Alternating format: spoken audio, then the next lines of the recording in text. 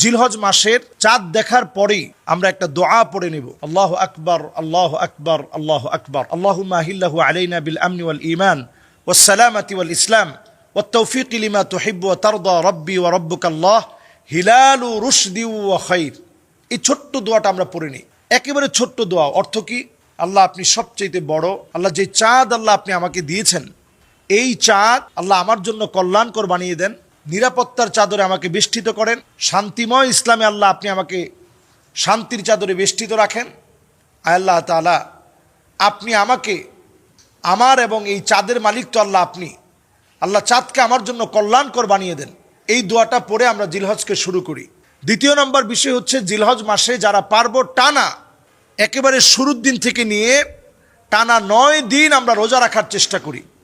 তৃতীয় নম্বর আমল হচ্ছে, জিলহজের এই মোবারক সময়ে ফাকসিরু ফিহিন্না তাকবীর ওয়াত তাহলিল ওয়াত তাহমিদ, বেশি বেশি আল্লাহু আকবার, আলহামদুলিল্লাহ এবং লা ইলাহা ইল্লাল্লাহ বেশি বেশি পড়ার চেষ্টা করি। 4 নম্বর, এই মোবারক জিলহজ মাসের আমার আপনার দায়িত্ব হচ্ছে, মোবারক জিলহজ মাসে আমার আপনার দায়িত্ব হচ্ছে, জিলহজ মাসের 4 নম্বর কাজ, যারা আমরা কোরবানি করার নিয়ত করে ফেলেছি, আমরা চুল কাটা বন্ধ করি। চুল কাটা, নখ কাটা, গোফ ছোট করা, এগুলো বন্ধ করে দিই। জিলহজের এই 10 দিন আমরা এই কাজটা করব না, এই কাজটা আমরা বন্ধ রাখব।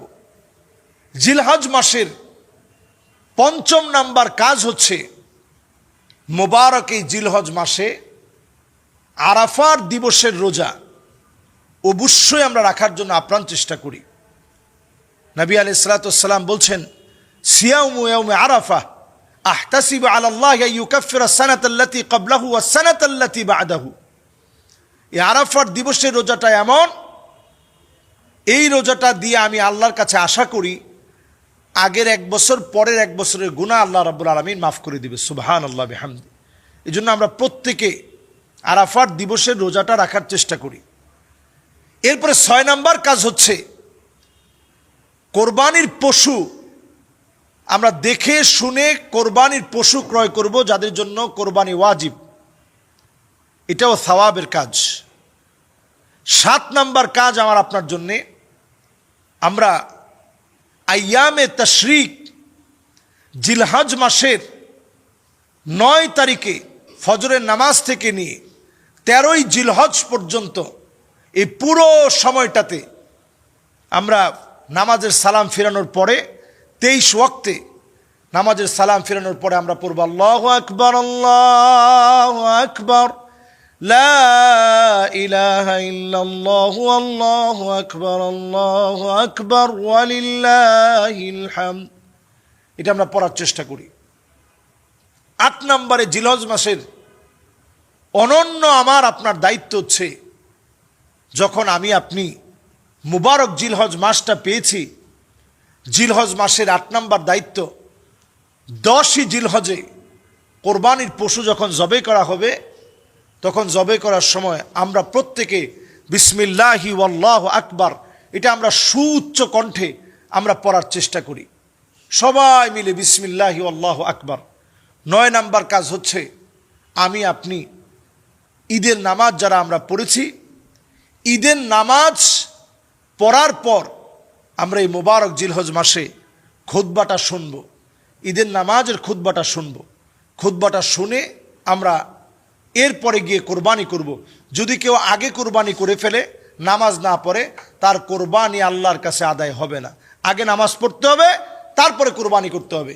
10 নম্বরে জিলহজ মাসের কাজ হচ্ছে, যেই সময়টা আল্লাহ রাব্বুল আলামিন 10ই জিলহজের ঈদের দিন দিয়েছেন, এই ঈদের দিন থেকে নিয়ে 3 দিন রোজা রাখাকে আল্লাহ নিষিদ্ধ করেছেন। এই সময় রোজা রাখা যাবে না। 2 ঈদের 2 দিন, ঈদের পরের 3 দিন, এই মোট 5 দিন রোজা রাখাকে আল্লাহ তাআলা হারাম বানিয়ে দিয়েছেন। আইয়ামে তাশরিকের এই সময়টা মূলত গোস্ত শোকানোর সময়।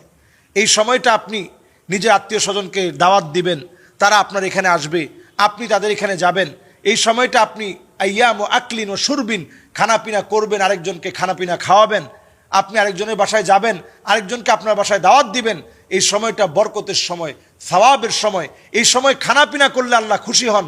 আইয়াম ও আকলিন ও শুরবিন ও তাহমিদিন, এই সময় আপনি খাবেন, এ সময় আল্লাহ রাব্বুল আলামিন যা হালাল করেছেন তা পান করবেন এবং পাশাপাশি আল্লাহর প্রশংসা করবেন। এই 10টি আমল করার তৌফিক আল্লাহ তাআলা দান করুক, আমিন। বাংলাদেশের ঝিনাইদহে একটা কবরস্থানে একটি কবর উত্তর দক্ষিণ থেকে পূর্ব পশ্চিমে হয়ে গেছে। এই বিষয়টা নিয়ে ফেসবুকে ব্যাপক আলোচনা হচ্ছে, আসলে এটা সম্ভব কিনা। এটা আমরা বাংলাদেশে কথিত বিভিন্ন কথার মধ্য দিয়ে, মানুষের বিভিন্ন কথন থেকে এই জাতীয় কথাগুলো অনেক সময় ফুটে ওঠে, যেটা বাস্তব পক্ষে গিয়ে খোঁজ নিলে দেখা যায় এর কোনো সত্যতা খুঁজে পাওয়া যায় না। এজন্য আমরা নিরেট এ জাতীয় হাবিজাবি কোনো তথ্য শুনে এগুলোকে সত্য মনে করার কোনো সুযোগ নেই। কাফা বিল মারই কাযিবান আইয়ুহাদ্দিসা বিকুল্লি মা সামিআ, এটাই আপনার জন্য যথেষ্ট যে আপনি মিথ্যাবাদী। যা শুনবেন আপনি তাই বলবেন, যা শুনবেন তাই প্রচার করবেন, এতটুকুনি মিথ্যাবাদী হওয়ার জন্য যথেষ্ট। তা আমরা এটা অনেক সময় মনে করি যে বাংলাদেশে কোনো পীরের কবর হঠাৎ করে উত্তর দক্ষিণ থেকে উনি পূর্ব পশ্চিমে চলে গেছে। এমনও পীরের নাম শুনছি উনি নাকি বলেই গেছে যে আমার কবরটা পূর্ব পশ্চিমে দিও। তো মুরিদানরা চিন্তা করছে যে আজীব ব্যাপার, কবর আবার পূর্ব পশ্চিমে দেয় কেমনে? কবর তো উত্তর দক্ষিণে দিতে হবে।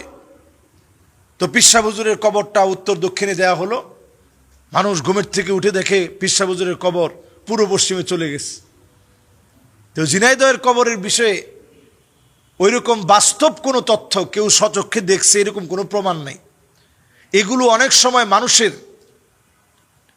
মানুষের একটা আকর্ষণ অর্জন করার লক্ষ্যে এই জাতীয় কর্মকাণ্ড তারা নিজেরা ঘটাতে পারে। গোটিয়ে বিশাল ধরেন 10-20 বছর তারা এই সময়টাকে, 40 বছর তারা ধরেন এটাকে পুঁজি হিসাবে কাজে লাগালো যে 40 বছর পরে আমার পীরের কারামতি প্রকাশ করতে হবে।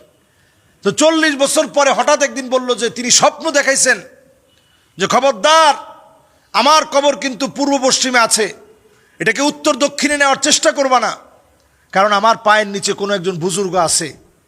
তো কোনো একজন বুজুর্গের এখানে পা চলে যাবে, এমন অন্যায় করা যাবে না, খবরদার, এই জন্য আমার কবরটা যেমনে আছে এমনি রাখতে হবে।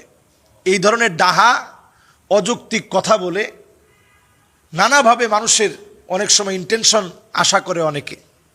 এই ব্যাপারে সতর্ক থাকা এটা আমাদের ইমানই দায়িত্ব। যদি কবরের বিষয়টা এমনই হতো, সাহাবায়ে কেরামের কবরের দিকে আপনি তাকায় দেখেন, আপনি গিয়ে দেখবেন কোনো চিহ্ন নাই, সাহাবায়ে কেরাম শুয়ে আছেন, কোনো চিহ্ন নাই। আর আমার দেশে সাধারণ একজন কোনো রকম যদি কাপড় চোপড় না থাকে, এই লোকটার মাজারও যেরকম কায়দায় বড় হয়, অথচ সাহাবায়ে কেরামের কবরের মধ্যে গেলে মনে হয় এই কবরের মধ্যে তো একদিন আমাকে ঘুমাতে হবে। আর ওই সমস্ত জাগ জমকপূর্ণ জমকালো এমন আয়োজন থাকে, একবারে বাতি টাতি দিয়ে ভরপুর, ওইখানে গেলে আপনার মৌতের কথা মনে হবে কতক্ষণে। এই জন্য আমরা সতর্ক করব, এই জাতীয় অহেতুক কোনো বিষয় মানুষের সামনে নিয়ে আসলে মানুষ নানাভাবে প্রভাবিত হবে এবং নানাভাবে এটা ফিতনার কারণ হবে।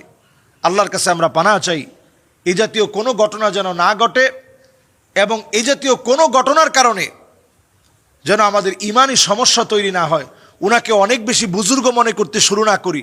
কারণ কবরটা এমন এক জায়গা, আন-নাসু ফিল কবরি কাল গারিকি ফিল বাহার, কবরের ভিতরে মানুষ অসহায়, সমুদ্রে সাঁতার না জানলে যেমন অসহায়। সাঁতার জানলে আপনি সমুদ্রের ভিতরে কতক্ষণ টিকবেন? সাঁতার জানলে আপনি সমুদ্রের ভিতরে কতক্ষণ টিকবেন? আর হাদিসের মধ্যে বলা হয়েছে আন-নাসু ফিল কবরি কাল গারিকি ফিল বাহার, সমুদ্রের ভিতরে সাঁতার না জানলে তো আপনি এক মুহূর্ত টিকতে পারবেন না। সাঁতার জানলেই তো টিকা যায় না। এই কবরের ভিতরে আমল নিয়েই তো মানুষের কোনো উপায় নেই। আর সেখানে আমলহীন মানুষ ভণ্ডামি করে যদি আপনি কবরে যান, আল্লাহর আদালতে কেমন করে জবাব দিবেন? এজন্য আমরা আল্লাহর কাছে পানাহ চাই, এই জাতীয় ঘটনার সূক্ষ্ম তদন্ত করে আলেম ওলামাদের সুচিন্তিত মতামতের ভিত্তিতে কবর যদি অন্য দিকে থেকেও থাকে, এটাকে উত্তর দক্ষিণে দিয়ে দেওয়া দরকার, যাতে করে ভণ্ডামির কোনো স্কোপ তৈরি হতে না পারে, ভণ্ডামির কোনো স্কোপ যেন তৈরি হতে না পারে। আল্লাহ আমাদেরকে বোঝার তৌফিক দান করুক।